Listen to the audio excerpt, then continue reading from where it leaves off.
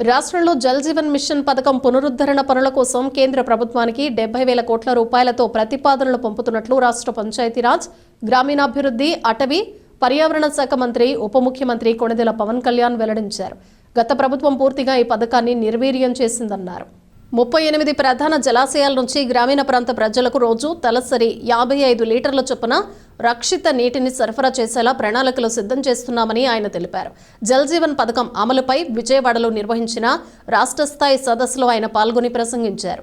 పథకం ఉద్దేశానికి విరుద్ధంగా గత ప్రభుత్వం బోర్ల నుంచి ప్రజలకు నీరు సరఫరా చేసే పనులు చేపట్టి 4,000 కోట్లను దుర్వినియోగం చేసింది. పునరుద్ధరణ పనుల కోసం సమగ్ర ప్రాజెక్టు నివేదికలు డిపిఆర్ 2025 జనవరి నెలాఖరుకు సిద్ధం చేసి కేంద్ర ప్రభుత్వాన్ని ఒప్పించి అదనపు నిధులు తీసుకొస్తామన్నారు. అమృతధార పేరుతో రాష్ట్రంలో ఇక జల్ జీవన్ మిషన్ పనులు చేపట్టనున్నామని తెలిపారు. గత ప్రభుత్వంలో పనులు ఇష్టారాజ్యంగా చేశారు. పనుల డిజైన్లలోనూ చాలా లోపాలు ఉన్నట్లు గుర్తించామన్నారు. కేంద్ర ప్రభుత్వం దేశవ్యాప్తంగా 1,00,000 కోట్లకు పైగా ఖర్చు చేసినా ప్రజలు ఇప్పటికీ తాగునీటి కోసం ఇబ్బంది పడటం బాధాకరమన్నారు. 2008లో ఆదిలాబాద్ జిల్లాలో ఒక తండాకు వెళ్లినప్పుడు అక్కడ ఒక అంధురాలు తాగునీరు ఇప్పించాలని కోరటం చాలా ఆవేదన కలిగించిందన్నారు. ఎమ్మెల్సీ హరిప్రసాద్, పంచాయతీరాజ్, గ్రామీణాభివృద్ధి శాఖ ముఖ్య కార్యదర్శి Shashibhushan Kumar, director Krishnateja, engineering in chief Sanjeevareddy, Venkateswararao, chief engineer Nayak తదితరులు మాట్లాడారు. 2024కి దీన్ని మరింత బలోపేతం చేయాలని. ఇప్పటిదాకా జల్ జీవన్ మిషన్ కేవలం నీటిని అందించడం దాని వరకే అంతవరకు పరిమితమైంది. ఇది గౌరవ ప్రధానమంత్రి శ్రీ నరేంద్ర మోదీ గారి కళ.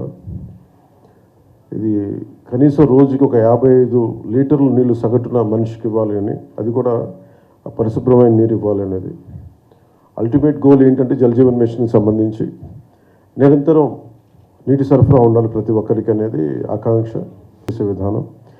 అలాగే గ్రీవెన్స్ రిడ్రెసల్, ఏవైతే నీటి సరఫరాలు ఇబ్బందులు ఏమున్నాయో రిపీటెడ్గా వచ్చే అవుట్ ఆఫ్ మెయింటెనెన్స్, వాటికి కూడా ఒక విధి విధానాలని రూపొందించడం.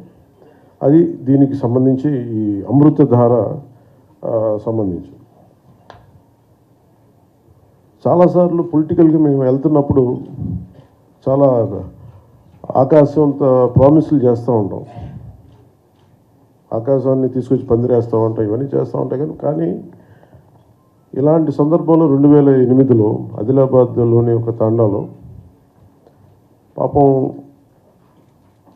3-4 తాండాలకు కలిపి ఒకటే బోర్ పాయింట్. అది అందరూ వచ్చి అక్కడి నుంచి పట్టుకునేవాళ్ళు. ఒక కళ్ళు లేని కనుగుడ్లు కూడా లేవు. పెద్ద ఆవిడ వచ్చి అడిగింది, నా దగ్గరికి వచ్చి మరాఠీ యాక్సెంట్లో ఉన్న తెలుగులో ఆవిడ అడిగింది నన్ను నీళ్ళు ఇప్పించమని. ఇంకేం అడగల.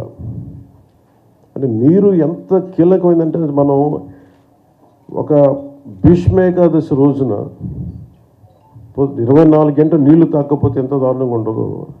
నిజంగా కష్టం పాటించే వాళ్ళకి తెలుసు, వ్రతాలు పాటించే వాళ్ళకి, దొరకని వాళ్ళకి.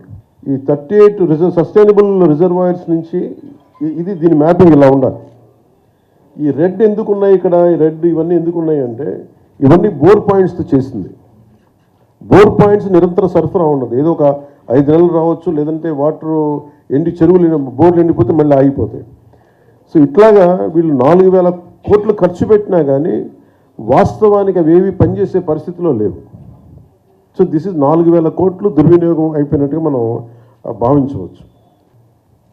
అంటే 55 లీటర్స్ అనేది మనం ఇచ్చినా కానీ ఆ వచ్చే ధార, ఇవన్నీ ఇంజనీరింగ్ ఇష్యూస్, ఇవన్నీ వాటిని కూడా కరెక్ట్ చేయాలి. సో వీటన్నిటిని సమగ్రంగా అన్ని సమస్యల్ని పెట్టుకొని ఎలా చేయాలి దీనికి ముందుకనేది కృష్ణతేజ గారితో, మన ప్రిన్సిపల్ సెక్రటరీ మన శశిభూషణ్ గారితో, సంజీవ్ రెడ్డి గారితో, వీళ్ళందరితో మాట్లాడి ఇది ఒక పరిష్కారం ఎతకాలి. ఎందుకంటే ప్రతిసారి డబ్బు ఖర్చు పెట్టేస్తున్నాం, ఇంటెండెడ్ రిజల్ట్ అయితే రావట్లేదు. ఇది ఒక బయట ఏముందంటే కేంద్రంలో కూడా చాలాసార్లు ఇది దుర్వినియోగం అవుతున్నాయి నిధులు. అండ్ అందుకని మీరు ఎలా చేస్తారనేది నన్ను సిఆర్ పాటిల్ గారు అడిగినప్పుడు ఐ గేవ్ మై కమిట్మెంట్. నేను పంచాయతీరాజ్ శాఖను తీసుకున్న తర్వాత దీన్ని బలోపేతం చేస్తాను. అలాగే rural water supply Jal Jeevan మిషన్ని చాలా బలంగా ముందుకు తీసుకెళ్తాం. అవసరమైన చోట ఇన్నోవేషను, అలాగే టెక్నాలజికల్ ఏమేమైతే మనం మరి హెల్ప్ తీసుకోవాలి అవన్నీ తీసుకుంటాం. అందుకని దీన్ని పొడిగించమని కోరాను.